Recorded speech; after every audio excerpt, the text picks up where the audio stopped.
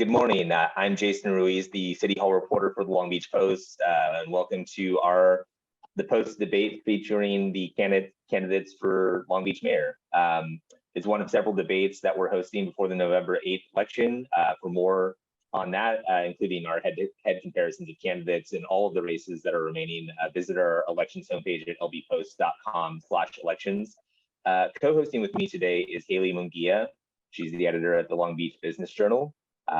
And over the next 45 minutes or so, we'll be asking questions of the candidates for mayor, who are Council Member Suzie Price and Council Member Rex Richardson.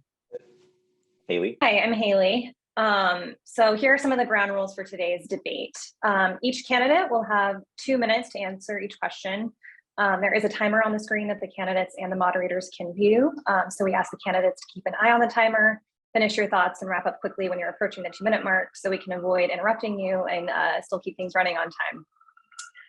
If a candidate is attacked directly, they will have a 1-minute opportunity to respond. And they will also have a 2-minute opportunity for a closing statement. But first, they'll have 2 minutes to introduce themselves to the viewers. We'll go with alphabetical order. So Suzie, please introduce yourself. Thank you. Good morning or hello. I'm Suzie Price. Your opening statement. Oh, I apologize.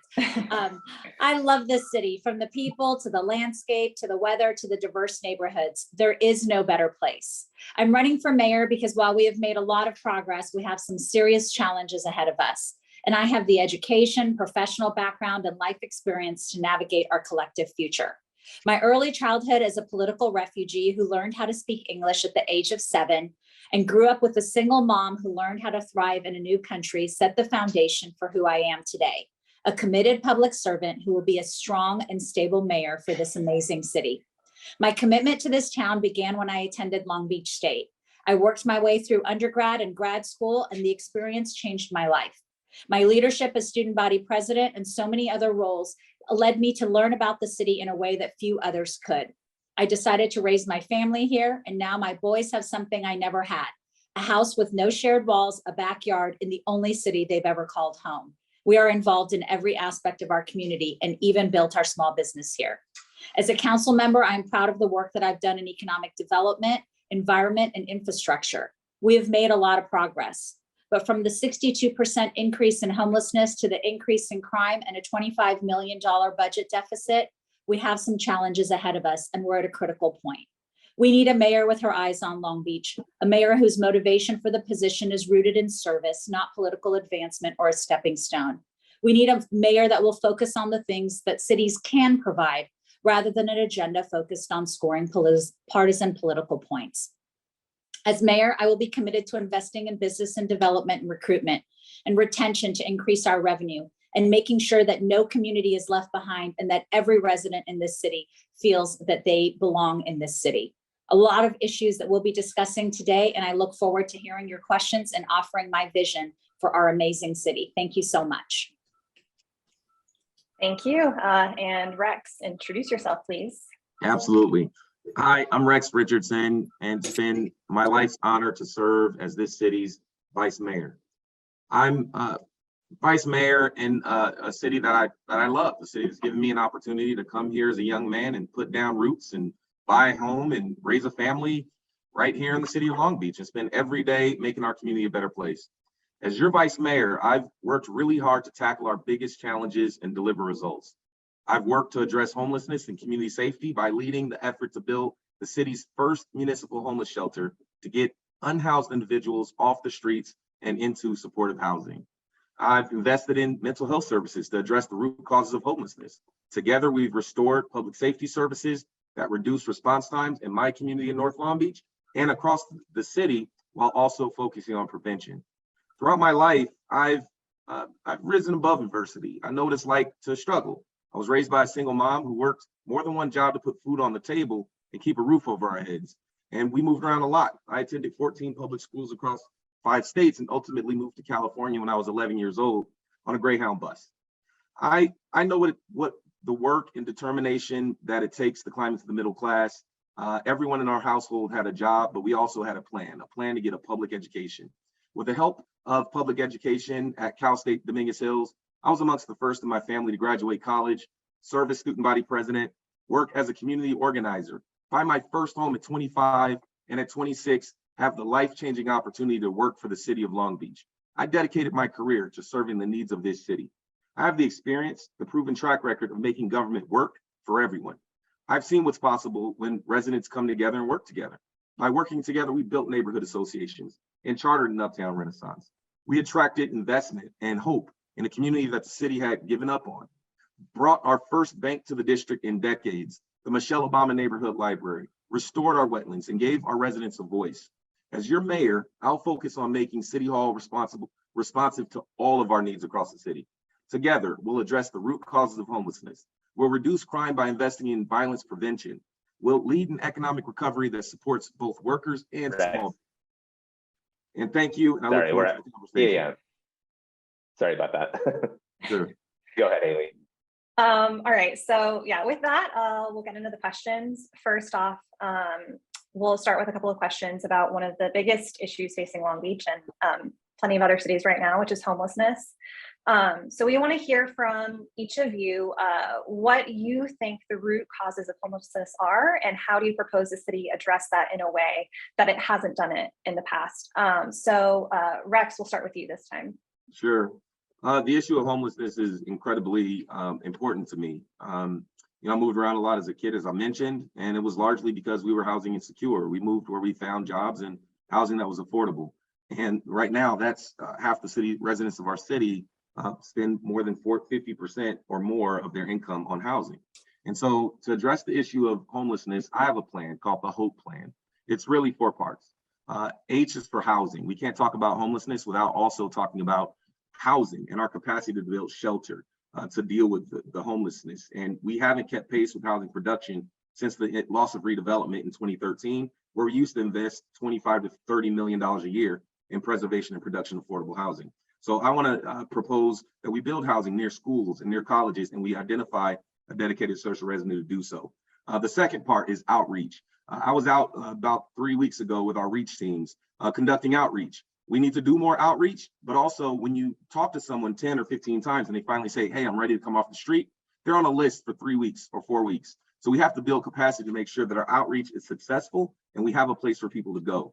P is for pathways. We need to have pathways for people off the streets, but also pathways into home ownership. Buying a home at 25 was one of the most significant decisions I've ever made, but I had help. I had down payment assistance from the federal government. We need to restore down payment assistance in the city, an effort I'm already doing to make sure Long Beach renters have an opportunity to own a home, and our city employees can buy a home in our city. And then last is E, which is expanding mental health services. We're unique to have our own health department in the city of Long Beach that allows us to have a local response to health crisis, which is what the homeless emergency is. We need to expand into mental health. Some would say that this is not possible due to state legislation, which I will tell you, it is absolutely possible through an MOU with our county. And I've already worked with, I'm supported by 3 of 5 of our county board of supervisors. I've spoken with all 3 of them about exploring the opportunity to build a deeper partnership with the county to do more mental health services locally in our city. Thank you. And do you need us to restate the question for you, Suzie? Oh, you're on mute, Suzie. There we go. There we go. No, I'm good. I don't need the question repeated. Thank you.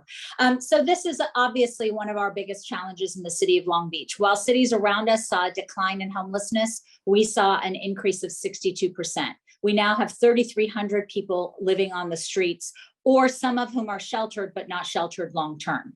And I appreciate that Mr. Richardson has been on a ride-along in the last 8 years, but I do this for a living. I've been a prosecutor for 23 years. I currently oversee our recidivism and mental health unit.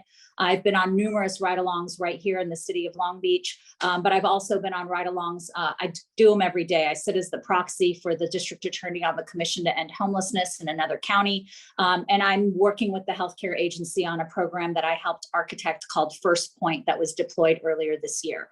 I can tell you that housing is not the solution to homelessness. It's one part of the solution. But when we look at our homeless population, we have about a third who are financially unstable and working with the city to provide resources such as housing vouchers and traditional housing. is the option that is available. And really that's the easiest population for us to work with because all services are voluntary.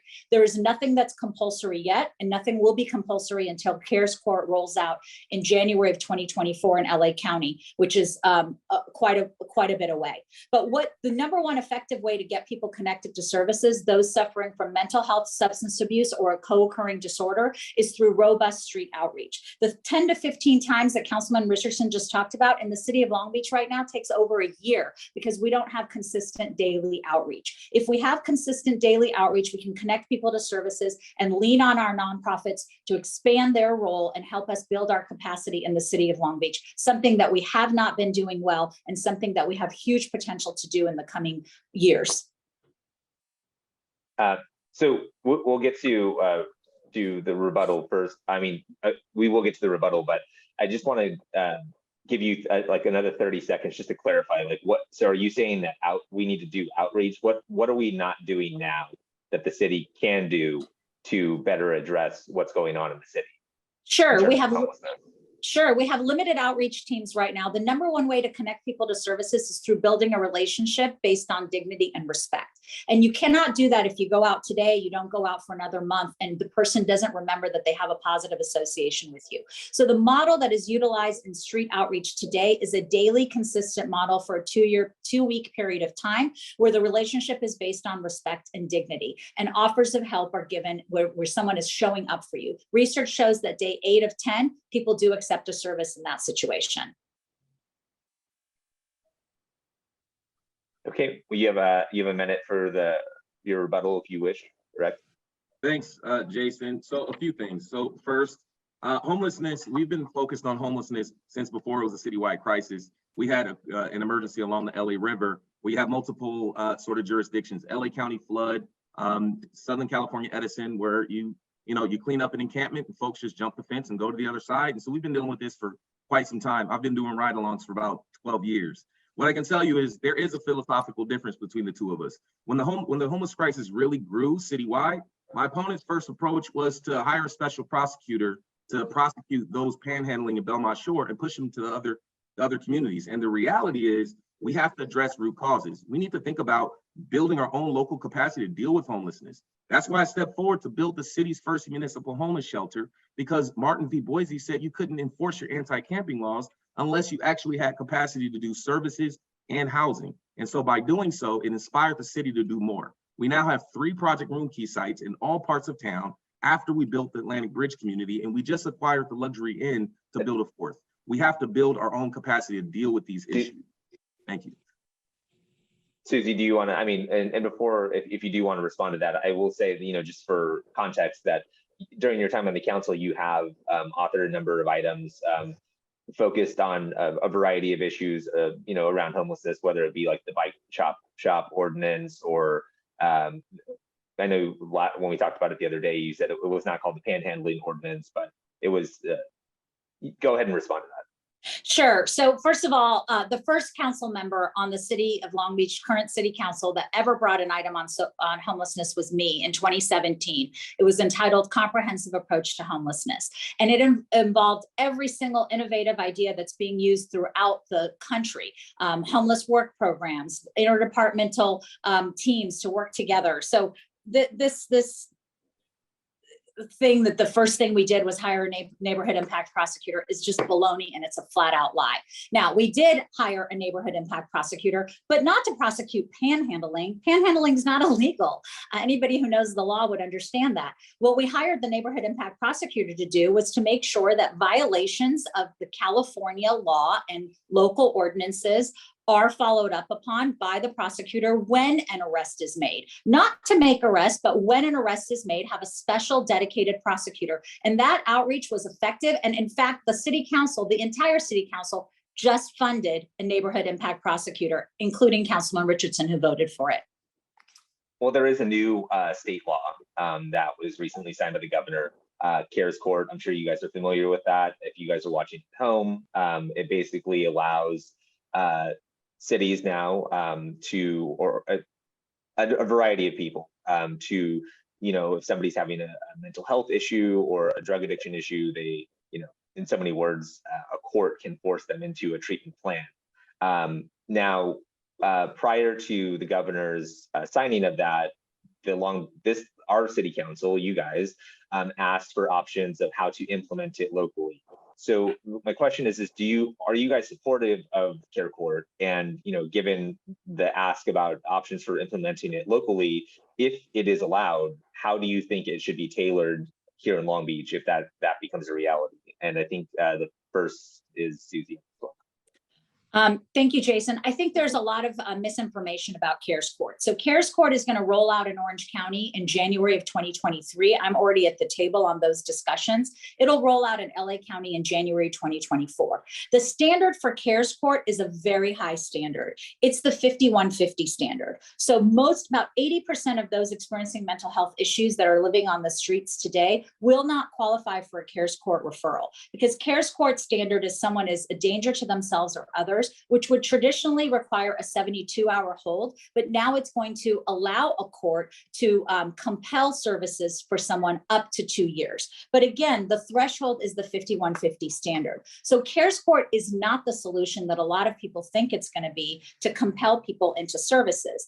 Even with CARES Court, the number one way to get people into services is through developing a relationship based on trust and dignity and respect, because it's still going to be a voluntary service. Now, under CARES Court, police officers will be added to the category of individuals who can refer those that they encounter directly to the courts for consideration of CARES Court, which is a type of conservatorship. Of course, Long Beach needs to be part of the CARES Court rollout. I'm concerned about whether the funding that the state has set aside for CARES Court is sufficient to address all 58 counties' needs. And so we'll get to learn some of those lessons with the rollout in the first year. I believe there's 8 or 9 counties that'll be rolling out in January, and we'll be able to watch best practices and lessons learned so that when it rolls out in Long Beach in January of 2024, we'll be in a position to be able to implement it, having the benefit of the lessons learned from the other counties and knowing what additional funding will be required. It's a great step in the right direction, but it is not a cure-all for the issue of homelessness that many people think it is.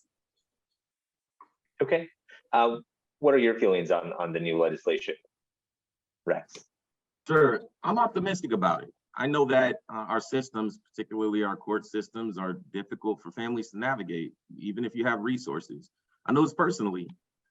My younger brother, so when we moved here, a lot of us went to school, and I got a college acceptance letter when I was 17 and go to Cal State Dominguez Hills, and it changed my life. But my brother had a different experience. When he turned 17, he was shot in the back and, airlifted to Long Beach Memorial, and he survived, but he had real trauma. And, he ended up being a, substance user on opioids, and eventually affected his life. And so he's one of the chronic homeless people, homeless individuals with chronic mental health issues. Now, our family has had a difficult time helping him to make the right decisions to come off the street and accept help and support. And we have resources. And imagine if you're a family without resources, it's difficult to navigate. So a court that can help families in this situation, because a lot of people on the street, their brothers and sisters, they have families that could help if they could make the right decision. And so I'm optimistic about it. But I would say that it's not the final solution. I go back to, we have to build our own capacity to deal with it. I believe that we have to invest in mental health services in our communities so it's easy to navigate. You may have a crisis on a school campus, you may have a crisis in the household, but who do you call? It's difficult. You may get 5 or 6 numbers, but in our city, we don't give one number to call, one resource that tells you how to identify a challenge before it's too late. And so we have to build that capacity. My whole plan talks about that: housing, outreach, pathways, and expanding mental health services locally in our communities. And that's what we're going to do as mayor. All right. Hayley? Yeah, so moving on to another issue that I know a lot of viewers probably care a lot about, which is crime. So property crime in Long Beach has risen this year, with commercial burglaries in particular up 37%. So for both of you, how should the city address this issue, and how can the city support businesses that have been affected by repeated vandalism? So we'll start with you, Rex. Sure. I would say first that, I represent a community that's dealt with crime issues for quite some time. And, I believe fundamentally that in order to create safe communities, you have to invest in communities that are not safe. I've done some of those things, when we had issues with attracting business or even just clean up the corridor, I got out there and knocked on doors and helped create the Uptown Business District, which funded additional security on the Atlantic Avenue corridor, which helped stabilize that corridor in order for us to focus on the city making investment and attracting businesses. So that was really, really incredibly important. I think we can do a lot more, particularly in our downtown and other areas that are experiencing property crimes and vandalism with our businesses. I would like to see a plan locally around homelessness in our downtown, specifically layering together our resources that we have within our downtown to deal with sort of some of the quality of life issues in our downtown. I also would like to see plans, local plans in other areas of town that really have sort of had issues with property crimes. Now, one thing that we did in North Long Beach, we saw that crime was rising across the whole nation.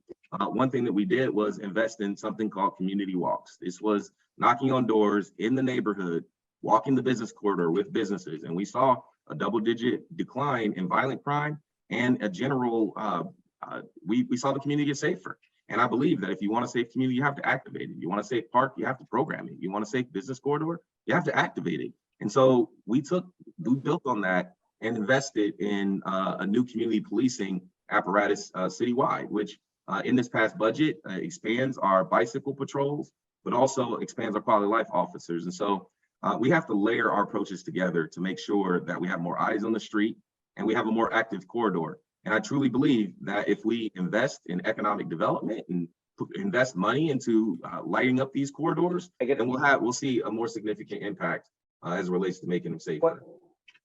I want to give you 30 more seconds because I have a follow up on that, because a lot of these broken doors, windows, they're happening on corridors that are already activated. They're happening on Retro Road. They're happening down Belmont Shore. It's citywide. So how do you propose we fix that, and how do you pay for it? Sure. So I think we have to double down on what we have. Like the corridors you mentioned have business improvement districts. And downtown, what they did recently was increase their assessment in order to do more outreach to address the issues in the downtown. That was a good thing. They're going to develop a homeless outreach apparatus that can partner with what the city has. Now, what I say is that we layer them together. We take your local business district strategies, you take your strategies deployed within each of the police departments, and you have a local plan. What's the plan to address homelessness downtown? What's the plan to address smash and grab? What is the plan? It doesn't exist today. And so by creating and establishing local plans in partnership with our police department, our business districts, our neighborhood associations, we can see a real meaningful difference. Suzie, do you have a plan for how to stop? The question again was, about the people. Rise in property crime, commercial burglary, how it's affecting businesses. Commercial burglaries. But I think, we've covered extensively, unfortunately, over the past few weeks that, some businesses are getting broken into multiple times. It's, thousands of dollars to replace a door or a window. What's your solution? So a couple of things. First of all, the solution to addressing a lot of the property crime that we're seeing right now, we have increase in crime in all categories. But property crime increases, we saw a large number of them after Prop 47 was passed. And the reason for that is because if there's a theft that's under $950, whether the person commits the theft once or commits a theft 15 times, the sanction or the punishment is exactly the same. There is no aggregate sentence for somebody who is a serial thief or a serial shoplifter. And that has resulted in really no sanction and no compelled treatment for individuals that are repeatedly committing these crimes as a form of currency to support a habit or for any other reasons. And so we've seen an increase in property crimes everywhere. In my opinion, and based on the research that I've done, we need to have a police presence and consistent police response times. There is tons of data out there and research that shows for a city of our size and demographic, those two things are required, our size and demographic, tons and tons of research papers on this that shows that police deterrence can be accomplished, or a crime deterrence can be accomplished through police presence and consistent response times. We're not able to deliver that right now. Of course, we need to invest in accountability measures like I have with body-worn cameras for our police department, because not everyone trusts the police department, and that needs to change. But right now, the first thing we need to do is fill out how to fill the over 100 budgeted vacancies that we have in our police department, and make sure that there is a police presence out there. Because what business owners like myself and my husband will tell you is that sometimes it feels that there is no police presence, and that people can get away with things without anybody watching them or anyone seeing what is happening. That is a shame, and it's causing people to not want to invest in this city. In terms of business corridors, we need to have more police presence with walking beats in all business corridors in order to deter crime. Well, that's a perfect segue into our next question, which is, obviously you have, both of you guys voted on the recent budget, right, and approved more police officers in this new budget that just went into effect on the 1st. But I mean, do we need more police? You're saying yes. So I guess the question to you is, how do you pay for those 100 budgeted? I mean, the police department already makes up almost 50% of the city's general fund. So how do we pay for the police that you want to see employed by the city? Well, first of all, Jason, that argument is a fictional argument, because right now we have over 100 positions that are vacant and budgeted. So we should start with trying to fill those positions first. We are down overall about 250 officers from where the recommendations are for a city of our size in terms of the size of the police force that we should have. And that's based on FBI data. It's based on the Policy Research Institute, and so many other entities will tell you for a city of our size and our demographic what our police per capita should be. We're down from that. And we're actually down more than that, because we allocated some officers to Metro, we allocated some officers to the airport, and we're down incredibly, and it's affecting response times. And residents are getting very, very frustrated at response times. And we as a city need to be mindful and responsive to that. But the conversation, yes, we just added 14 new positions or wherever that may be, but we have 100 positions to fill, and we only have 2 academies of 60 going through the system right now. So unless we can recruit some laterals, which is going to be very difficult to do with how much we're paying officers right now, it's going to be really hard for us to even fill those 100 positions. So the conversation about adding more officers beyond what is budgeted is an interesting conversation, but it's not even relevant to today.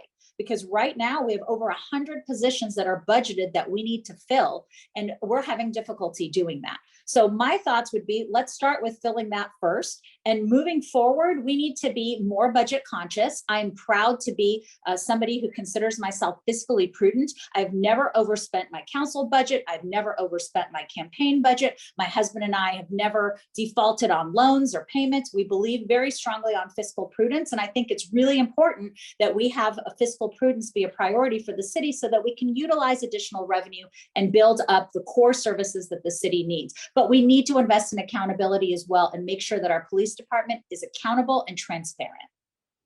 So you're saying the first 100 are kind of accounted for in terms of the budget. It's just a matter of hiring them. That's correct. Okay. Same question to you, Rex. Do we need more police? Maybe not.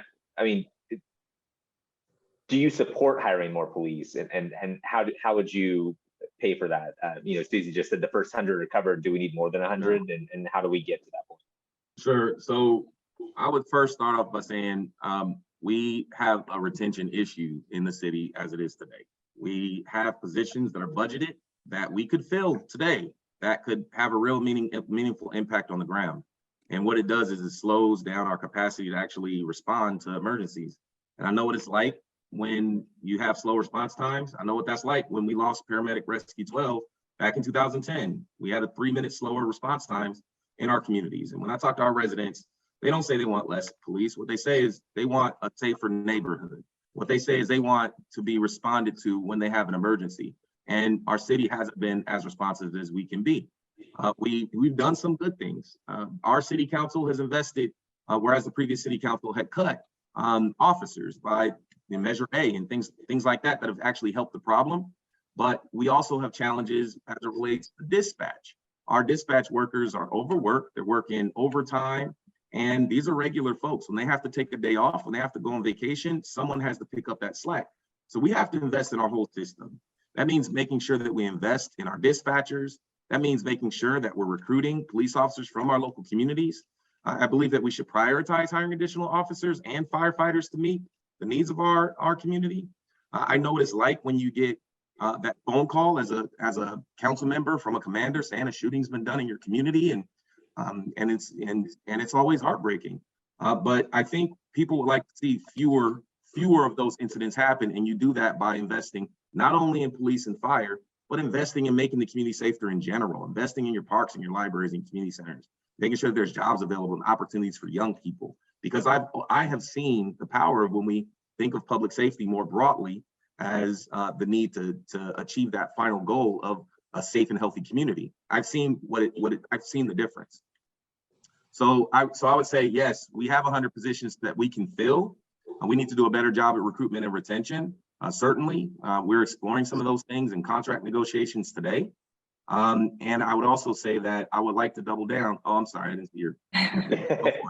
The clock. I know it's if everybody at home see me hold my hand up, I'm just pointing to the clock that you can't see. But okay, I got it.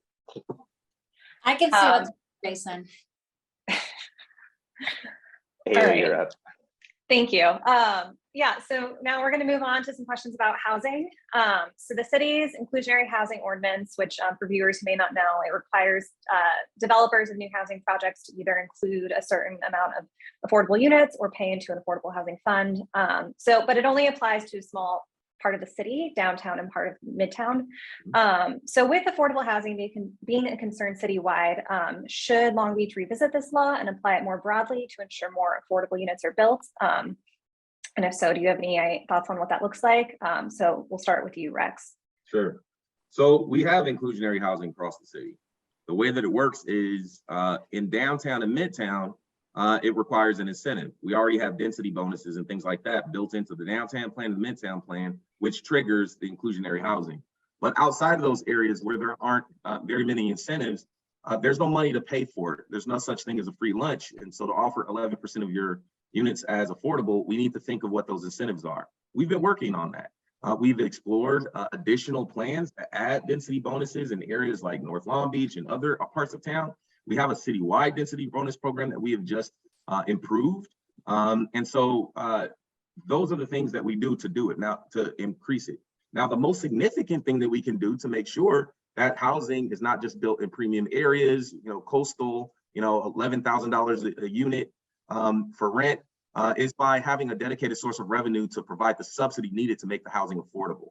And we used to do that with redevelopment that ended in 2013, when 20% of every redevelopment dollar had to be invested in affordable housing production or preservation.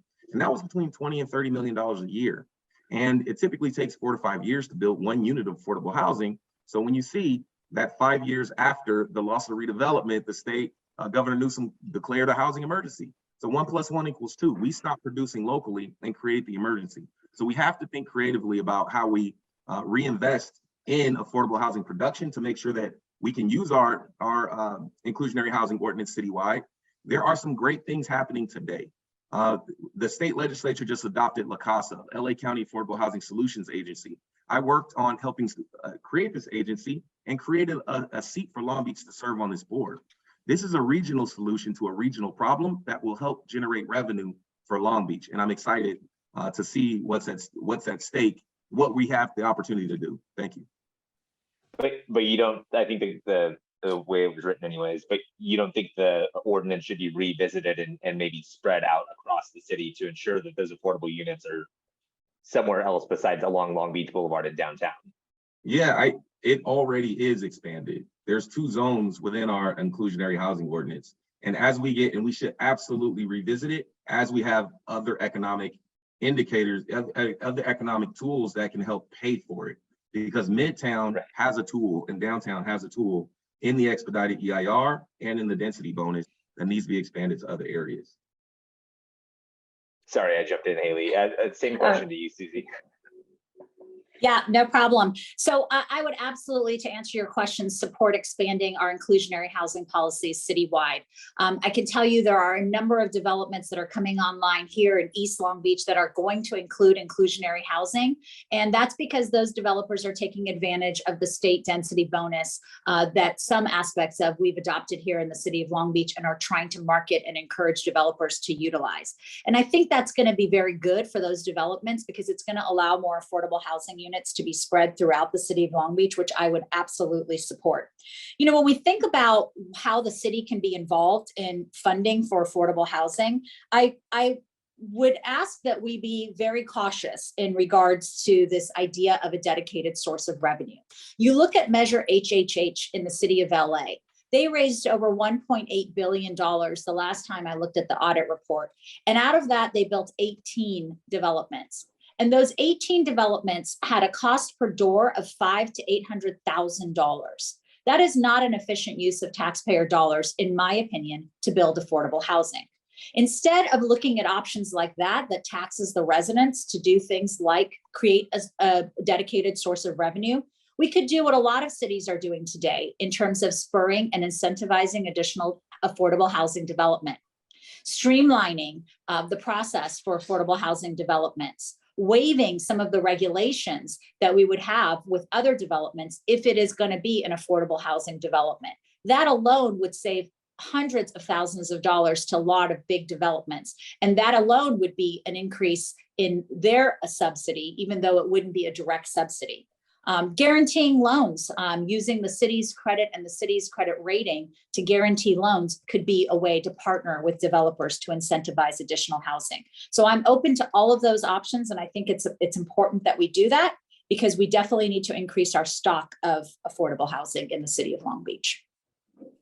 Great. I know we just got done asking you guys if housing should be built across the city, but we'll focus on downtown now. I think it was within the past few years, Mayor Robert Garcia had mentioned reopening the downtown plan. It was originally capped at 5,000 units. We're already at that point. I think a project recently was approved because it borrowed from the unused office space in that plan.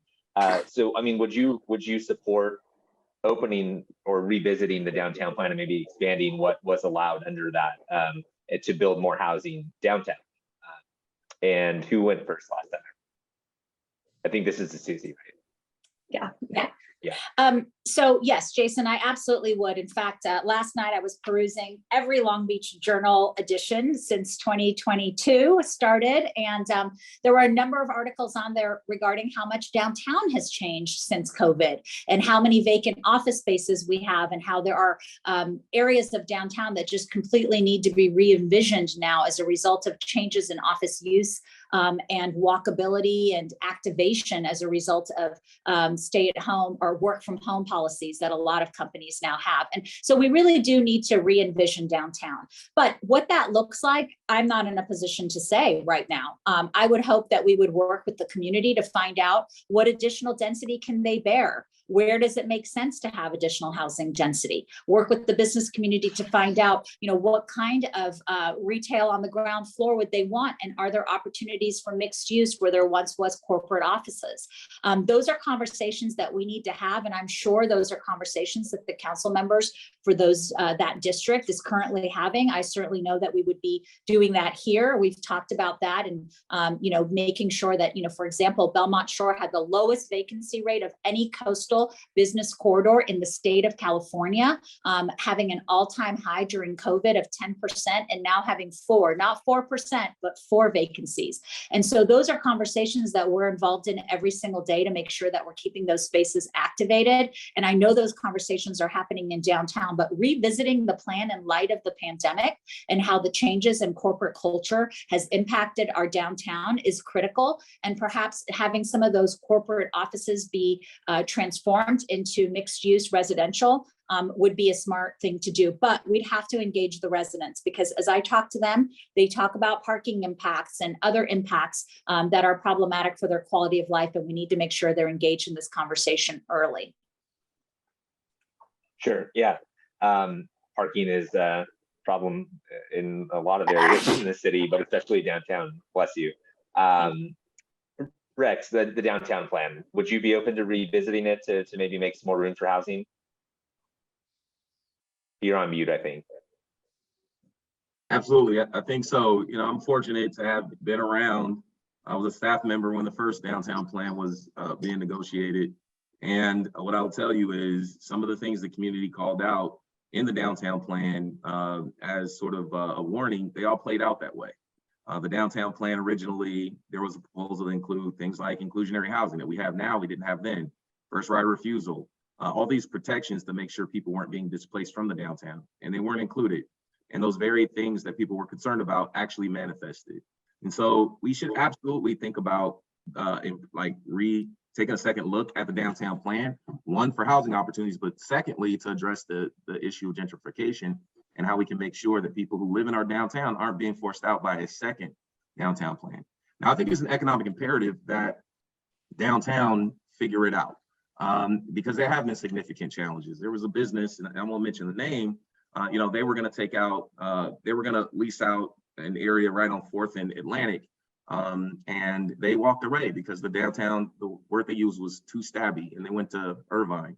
If we're going to be entrepreneurial as a city, we're going to need to, clean up our downtown in many ways so that we can have the investments that we need. And I think one way is by taking another look at the land use and looking at housing where it wasn't considered before to see if that actually makes some sense. And we do it with a lens of equity, and we do it with a community-based process, the way that we're doing it in North Long Beach with the UP plan, which is a community-based planning process that starts from the ground up, talks about highest and best uses, the end results of the community, and then you focus on building those strategies based on that. And so I would certainly look at it. I would say Long Beach is doing well in terms of creating space.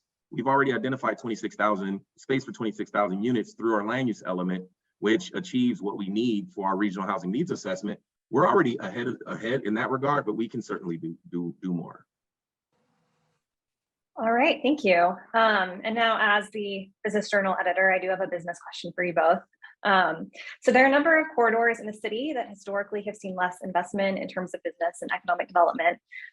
So what would your elevator pitch be to a business to try to get them to invest in the West Side and Central Long Beach or other areas that haven't seen as much investment? And Rex, we'll start with you. Sure.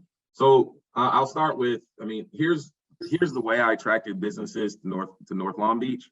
First, we needed to sort of take away, address some of the longstanding nuisances that plagued our community for a long time. Liquor stores, motels, chop shops, nuisance bars. So we started by cleaning up the corridor to make it stable and safe for another business to take a risk on our community. The second thing we did was invest in ourselves. We said, look, we can't expect someone else to invest in this corridor if we won't even clean up our own streets, clean up our parks. So we did things like build the Michelle Obama Neighborhood Library and build it in a way that was 2 stories. So it was iconic. It looks 2 stories, but it's a 1-story library. That was important to the businesses on the corridor to have an iconic landmark. We cleaned up our parks, invested in our wetlands and DeForest Park and Houghton Park Community Center. We built a business improvement district. So there's someone to say, welcome to our neighborhood. You're not alone. There's security here. There's a clean team to clean up the corridor. And once we did that, we sat across the table with folks and taught and welcomed them to our communities. The results are astounding. We were able to get participation in creating our Uptown plan, which is prioritizing things like grocery stores and healthcare instead of liquor stores and motels. It addressed parking to where we couldn't get a clinic because of the parking standards. We changed that, and now we have a clinic on Atlantic that's coming in. We were able to attract 13 restaurants since the beginning of the pandemic. A couple of them didn't make it. That's fair, but the reality is, like, nothing was happening before. We couldn't get a restaurant to come to North Long Beach before. And so what I would say is, come to the West Side and, come to the West Side, make an investment. We'll be right there with you and cleaning up the corridor and holding your hand along the way. We're going to go to City Hall and say, we're going to make it easy. 3 things: ease, speed, and predictability. We have to make it easy and fast and predictable to do business with the city. And we need to make sure we match up our budget with our values. All right, thank you. And same question to you, Suzie. Thank you. Well, I'm the only one of the two of us who actually owns a business, and I own a business, a brick and mortar business in the city of Long Beach. My husband and I have what we call skin in the game, and we want to make sure that all the business corridors in the city continue to thrive. But I'll tell you, I would have a very difficult time giving an elevator speech about some business corridors right now. And I think it's really important for us to prioritize some of the immediate needs of the business corridors, to beautify them, to make them walkable, to get the blight eliminated or mitigated. And then I think we can do that in short order. I think through partnership with private industry, I've already started having discussions with some companies that are headquartered here about adopting a business corridor. I think we can, in very short order, refurbish some of the neighborhoods that have had trouble recruiting businesses, and that we will be then able to give our elevator speech within 6 months or so of having an opportunity to give a once over to some of those most challenged business corridors. The elevator speech I would give them is that Long Beach is an incredibly diverse city that offers tremendous opportunity for businesses. My husband and I have learned, and we're part of a franchise, so we know how businesses like ours do in other parts of California. The diversity of this city offers a customer base that is truly unique, whether it's a student or someone who is incredibly wealthy living on the peninsula on the east side of Long Beach in a multi-million-dollar house. Those are the same customer base that a business in Long Beach will have the opportunity to attract and service. That is highly, highly unusual. You're not going to get that type of diverse customer base in any of the nearby cities around us. We are the best coastal city in the state of California. We offer tremendous loyalty from the customers and tremendous need. And so I think a business that's willing to invest in here is a business that we will be willing to invest in as well. And I would share with them the true value of Long Beach to sell our city. Okay, well, going from business to, yeah. Are you? Oh, I was referenced, so I think I want to just address something. So, No, I'm sorry, I missed that. okay. I missed it too. Okay. When were you? I'm sorry? Go ahead. Okay, thank you. So here's the thing. I think all work has dignity and all business has dignity. And the fact that, this term, skin in the game, I have skin in the game because I have a business. The reality is people make different choices. When I was 25, I bought a home. I rent that home out. I'm a landlord. I don't have a brick and mortar business, but I am a landlord in this city. And I do have skin in the game. And the reality is businesses, we did a whole economic inclusion analysis in the city that showed businesses in North Central and West Long Beach, they don't last 3 to 5 years. Businesses of color don't get the same opportunities that other businesses have gotten in terms of contracting within the city, winning government contracts. I was talking with a business who was told because she wasn't qualified to show that she was African American woman until she went and showed her father's death certificate that he was African American to prove that she was African American to get the preference. Our whole system is completely twisted. And what we need to do is reevaluate our whole system to make sure that businesses in these communities have the opportunity to win government contracts. Do you wish to respond to that, Suzie? We should offer opportunities to all business owners and help support people who want to establish this business in the city of Long Beach. And we should acknowledge that it's not a level playing field today. We're trying to wrap up. We got a few more questions for you guys. And I think, we had some reader questions that were submitted, and, quite a few of them were about the Queen Mary, and whether one of you is going to be the mayor that's going to probably oversee this decision when it comes down. And, a recent consultant presentation to the council, showed the options that, between 105 to 190 million to scrap it, 200 million to 500 million to dry dock it, or preserving it in place is 175 million. It's a lot of money, regardless what the decision is to do with the Queen Mary. So readers want to know, what is your plan for the Queen Mary, detailed plan, and would you support using city funds to accomplish that? And I think city funds also include port funds. So I forgot again, who went first? Rex went first last time. Okay. Question to you, Suzie. Thank you. So I do not support putting any more significant tax dollars into the Queen Mary. I believe actually the current analysis would indicate based on our supply chain issues and our labor costs that the cost for rehabilitation, just basic rehabilitation, would be closer to about $500 million. And I do not think that that is a liability that the city should take on using tax dollars. And if we were to go in that direction, I'd want to go to a vote of the people to see what the people want, because I think that that is a huge undertaking with tax dollars. And I don't know that that's what the people want our priorities to be. Right now, the port is looking at it. Does the port want a $500 million liability? No, they don't. But what the port may want is the opportunity to monetize Pier H, which is the only undeveloped coastal area that the city currently has. And it's very valuable as an opportunity for monetization. Now, if the port were to take Pier H, for example, and make that an expanded Carnival cruise terminal, and the Queen Mary were to be lifted out of the water, it has to come out of the water. Staying in the water is continuing to add to its demise.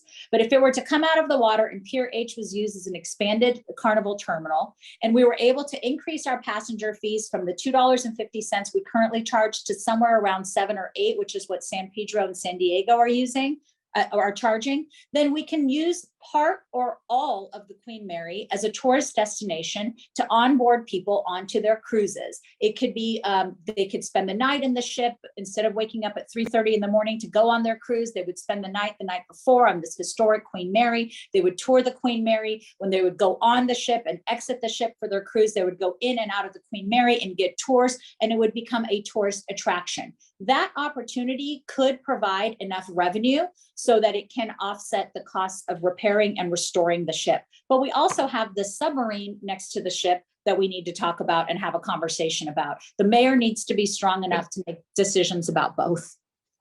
And figure out who owns it. And find the owner, right? Yeah. Same question to you, Rex. Your plan for the Queen Mary, and do you support using city tax dollars to do that? So first, I just want to thank you for acknowledging that there are costs for scrapping the Queen Mary and keeping the Queen Mary. A lot of times that part is left out of the conversation. The way that I see things, I think that the Queen Mary is an asset that we have to treat as such.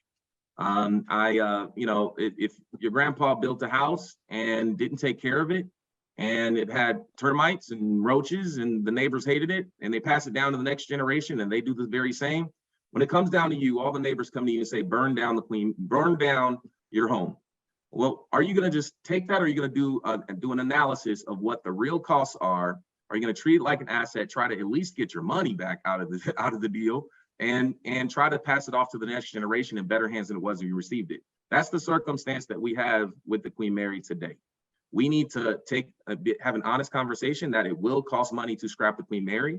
If there's an opportunity to extend the life of the Queen Mary 75 years by dry docking it and making it into, you know, less of an actual ship, but more of a hotel or a destination, historic landmark, you expand the economic revenue that's generated there that can help offset the cost of what it takes to restore it. So that cost is not on taxpayers. So the first thing I would say is I'm going to protect taxpayer liability. We need to build a big firewall so this liability doesn't creep into our general fund and impact our ability to deliver services. Secondly, I think that we have to really look at the opportunity with our cruises. Cruises have worked in Long Beach, and some of the modern cruise terminals are much more, some of the modern cruise terminals are modern. They have hotels associated with it. They're generating transit occupancy tax, sales tax. And so we need to explore, if we reposition the ship, what opportunities that create. And the third thing I would say is, I think it's an economic imperative, given our future shortfalls with the end of oil revenues and other things happening, that we actually develop that land downtown, that coastal development opportunity, so that we can generate revenue as a city. We're running a little bit over, but if it's okay with you guys, we have 2 more questions. Sure. Okay, great. All right, so we got to talk about the budget. So the city is projecting a budget deficit of over $25 million for the next fiscal year, which could be complicated by negotiations with both the fire and police unions, which represent employees in the departments that take up the largest portions of the general fund. Pandemic relief money is likely to run out, and Measure A funds will be reduced as the city pays into the county's Measure H tax. So how should the city approach this projected funding gap, and where would you make cuts? Rex, we'll start with you. Sure. I would start with, when we make the budget decisions, we have to think about the impacts of the whole city. When the downtown closed and we lost transit occupancy tax and sales tax downtown, we didn't just furlough services downtown. We furloughed services across the whole city. And so we have to really think about how we create a more resilient city economically. I think I think the way that we have to think about this is, how do we make every part of our city more economically viable and contribute to our economic bottom line? In North Long Beach, we weren't significant contributors to sales tax, absolutely property tax, but not sales tax, until we began doing development and demonstrating that we can increase our contribution to sales tax in the city. Well, we have to make North Long Beach, Central Long Beach, West Long Beach, downtown, East Long Beach, all economically viable so that we are more resilient as a city in generating more revenue. We also have to be more entrepreneurial downtown. There are significant opportunities to attract business to downtown and Douglas Park that will generate more revenue that we're not taking advantage of today. That means we are going to have to compete with Irvine. We're going to have to compete with downtown Los Angeles, which has their own issues to attract some of those businesses here. In terms of the budget and cuts and all of those things, it's not just police and fire. Our dispatchers, our city employees, our librarians, they also are going to see impacts here, and they're overworked and underpaid as well. And so you're going to see an impact on the budget, because in order to remain competitive, we're going to have to give raises to our city employees as well, not just police officers and firefighters. So as we move forward, we're going to have to make some tough decisions about what we cut and how we optimize our revenue. And my commitment is that I'm not going to take some approach to cuts and says, hey, we're going to cut everything except this department, except that department. We have to think comprehensively about what our entire sort of budget means as it relates to public safety, libraries, and all those things. So we don't have the most significant impacts on the most vulnerable parts of town, but we all share in this sort of burden. Thank you. Thank you. So would just to clarify, I mean, early right at the onset of the pandemic, City Manager Tom Modica had basically asked every department to come up with a percentage of cuts. Is that kind of the approach that you would take, or you just ask everybody to pitch in? Everybody's going to have to pitch in one way or another. And I'm not saying that they should all be proportional cuts, but what I will tell you is $1 million cut out of a police department or fire department, it's certainly a cut that we will feel, but it's not the same as $1 million cut out of, say, the library that's going to shut down 2 or 3 library branches. And so we just have to put the context of what the real impact is. We have a bad history of this. I was just add, we have a bad history. When we cut, let's say, Rescue 12 in 2010, it cut 3 minutes response times in North Long Beach, but about 30 seconds citywide, right? So we have to really think about our vulnerable community. Right, response times are important. Absolutely. The same question to you, Suzie. I know, last night you had said that with the budget, I mean, with the new contract negotiations, this thing could go up to maybe 40 million. It could come down if there's more revenue generated, but it looks like it could be worse than 25. Yeah, so a couple of things. Yes, our budget deficit is going to be about $40 million next year, based on the calculations that I've done with the latest contract negotiations. The last couple of years, we've had an over $20 million deficit. We've only been able to fund that through one-time federal funds related to COVID. We should not be routinely overspending in such a way that we're relying upon a federal bailout to help us balance our budget. That is not the way to run a world-class city. I've been on the budget oversight committee now for 7 years or so, and I can tell you, we have a $3.2 billion budget, and about 150 million last year came from property taxes, and 82 or so million came from sales tax. Our biggest opportunity to increase our revenue right now is through sales tax revenue. And the only way that we're going to do that is to get serious about business retention and recruitment. So my proposal is that we set a baseline of how much we expect to get in sales tax revenue next year. Let's say we make it 83 million. And anything above 83 million, we take a percentage of that and allocate it to business business retention and recruitment, and that we work with the Long Beach Economic Partnership and other partners to help us recruit and retain businesses. That is the only way we're going to be able to increase our revenue. In terms of our budget deficit, I think some of it actually is a bit fictional. I just shared with you how many vacancies we have in the police department. Multiply that many times over. We have vacancies in every single department in the city. And because our antiquated onboarding system takes 6 to 7 months to bring someone on, and we're having trouble recruiting, we have a lot of vacancies on the books. We just passed in our budget a bunch of new positions that we're not going to be able to fill until 3rd or 4th quarter next year. That alone is going to result in a budget savings that's going to close the gap. So I think we need to be realistic. We shouldn't be adding new positions until we fill the vacancies in our existing positions, and that'll give us a more realistic outlook of what our actual budget is. Okay, last question. So I'm going to give a bit of context before actually asking the question, just so people at home can understand. The city council this year voted unanimously to adopt the climate adaptation action plan, and part of that was the decision or supporting the recommendation to not phase out oil until 2035, which I understand is 10 years before the state's goal. But within the reports of this recommendation, it was said that 2035 was the mark at which point pumping oil in Long Beach is no longer economically viable. So I don't even know if there would be oil in the ground at 2045. But the question is that, we see what's happening in Florida. Climate change is getting worse everywhere. It's going to be 90 degrees again this week here in Long Beach. Should the city speed up the phase out of oil production in the city before 2035? I know the cap just got passed, but it could always be revisited.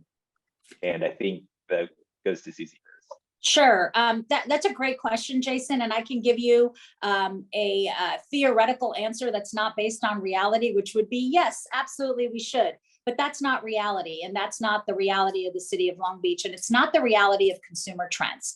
All the data that you read indicates that it's going to be about 7 to 10 years until oil is completely phased out, and that we have the infrastructure to support alternative fuels and alternative models to allow for energy. We simply do not have the infrastructure to replace oil right now, and we certainly do not have the consumer trends that would support phasing out of oil. If we were to phase out oil locally, it would actually result in increased costs for our residents because we would have to go to foreign oil sources in order to meet consumer demands. The infrastructure simply is not there to transition to alternative fuels for at least another 7 to 10 years. So I think 2035 is a realistic timeline. And the reality is the city has multiple contracts right now with oil operators in the city that are premised upon continued oil operations. I mean, we even have a fund in the city of Long Beach that's premised upon its success is premised upon continued oil drilling. Measure US. Measure US only thrives if oil continues to produce.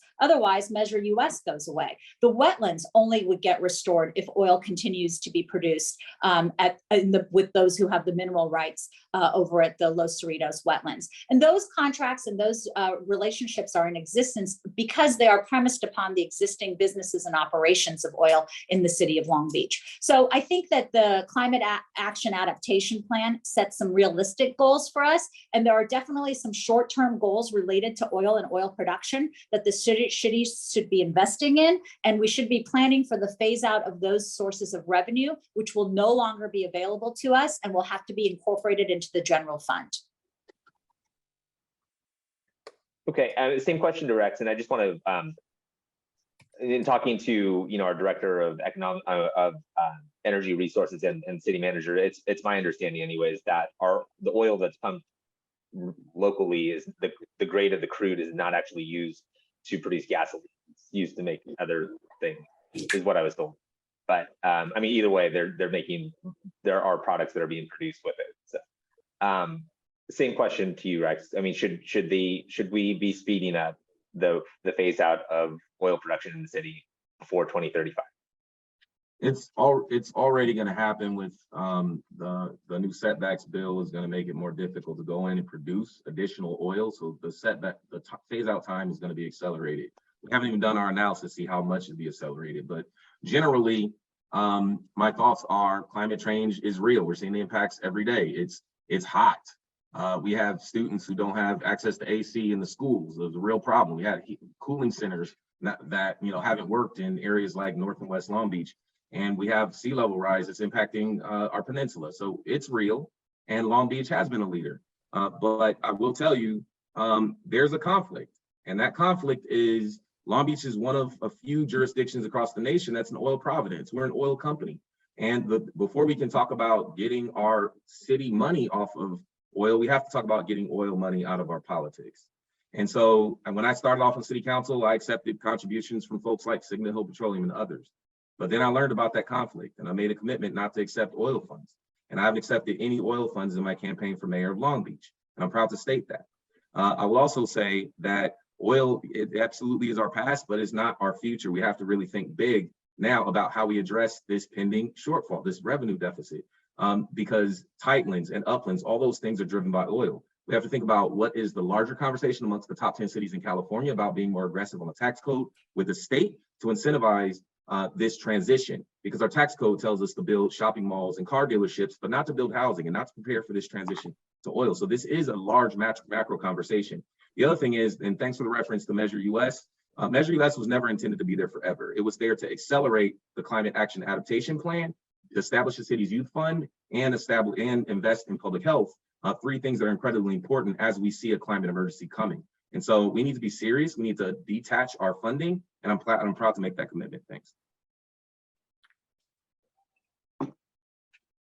It was a subtle reference, but go on. You have a chance for rebuttal. It was actually a very direct reference. First of all, Councilman Richardson accepted $25,000 from the California Resource Corporation for his ballot initiative that he was proposing, which ultimately failed at the city council. That's $25,000 more than any other sitting council member. Second of all, Councilman Richardson called a major executive in an oil company right after the primary election, asking for funds to be donated indirectly to his campaign. And when he was questioned about whether or not they should do that, given the item that Cindy Allen was bringing to city council that following Tuesday, this was a Thursday afternoon,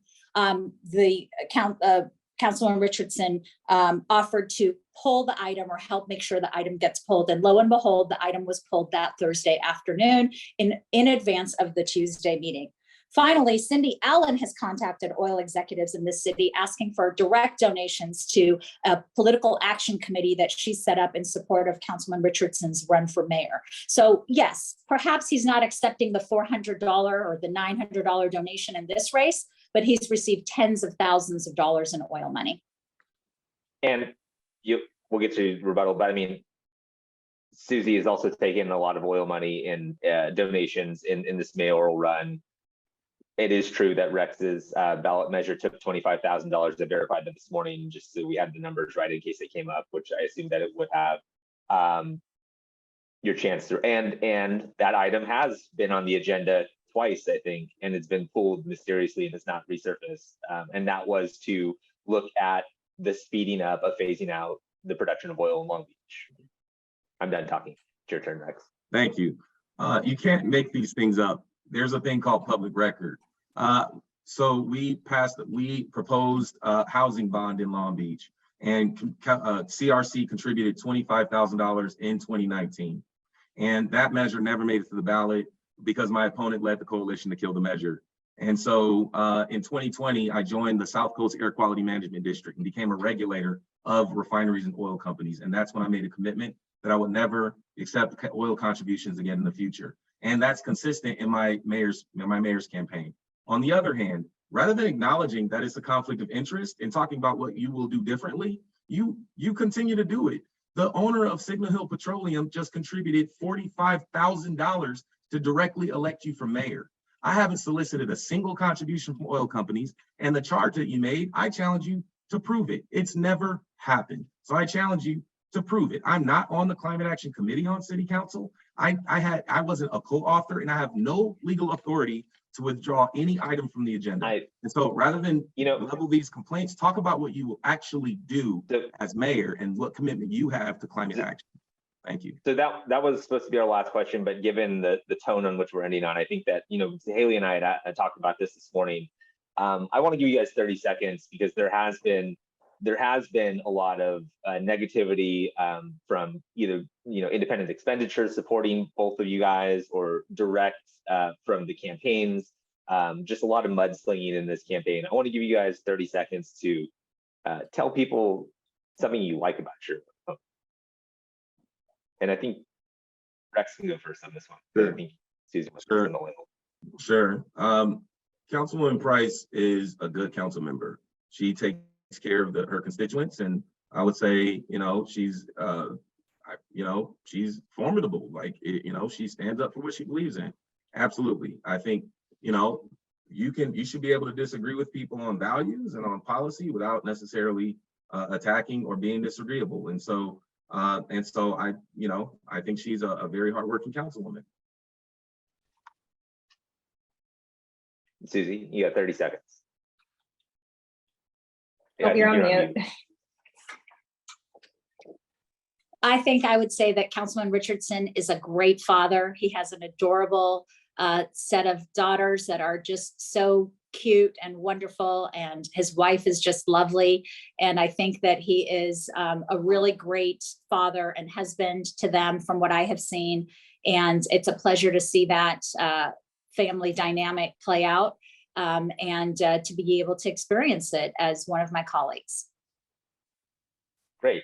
So we are over, but you guys still have closing statements. And I think that we'll do it reverse because Suzie went first last time. So Rex, you have 2 minutes for your closing statement. Sure. Thank you. First, I want to, thank everyone for paying attention and joining us. It's an incredibly important election.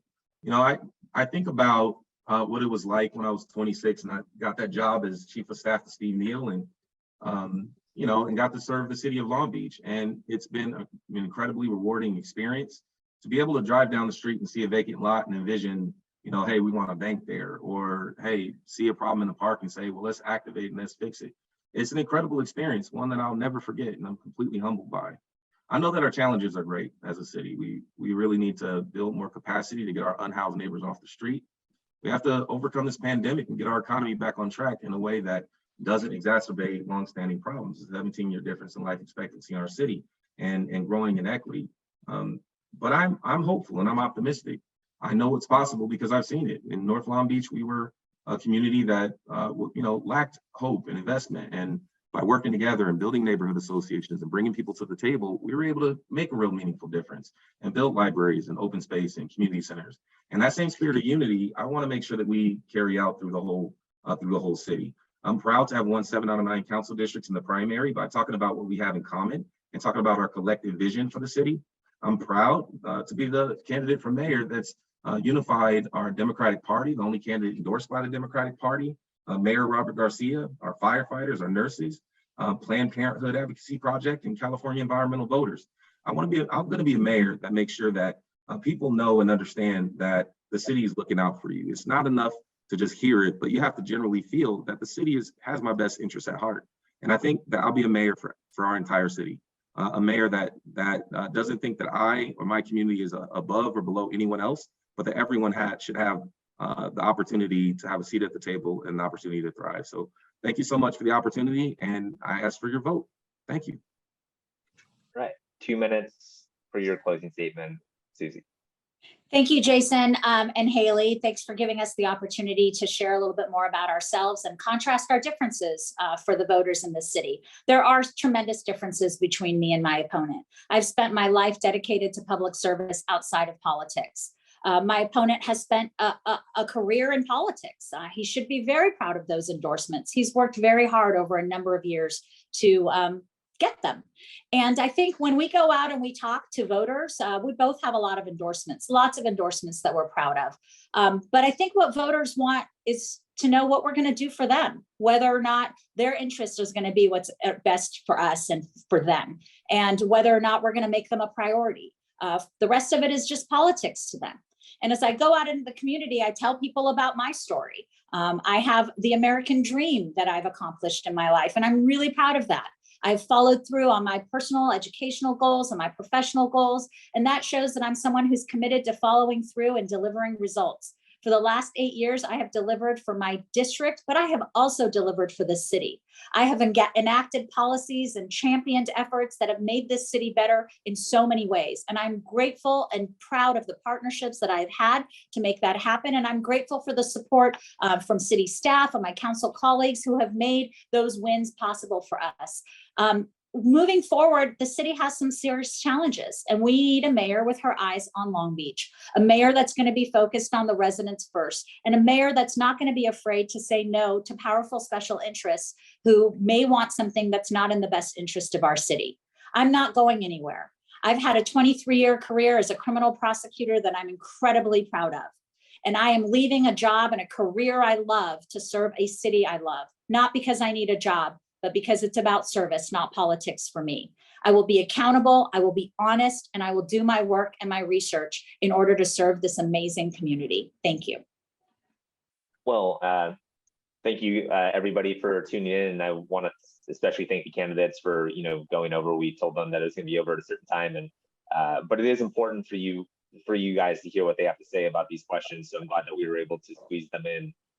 Remember that the November 8th election is quickly approaching. By the time this airs, some of you may have already received your mail-in ballots. While all of you will have the opportunity to vote for mayor, some of you will also have the opportunity to vote for city council. Yeah, and all of you will also be able to vote on 4 citywide ballot measures that'll determine when Long Beach residents vote in the future, if the water and gas departments are merged, and how police oversight is conducted. So for more election coverage, be sure to visit lbpost.com/elections.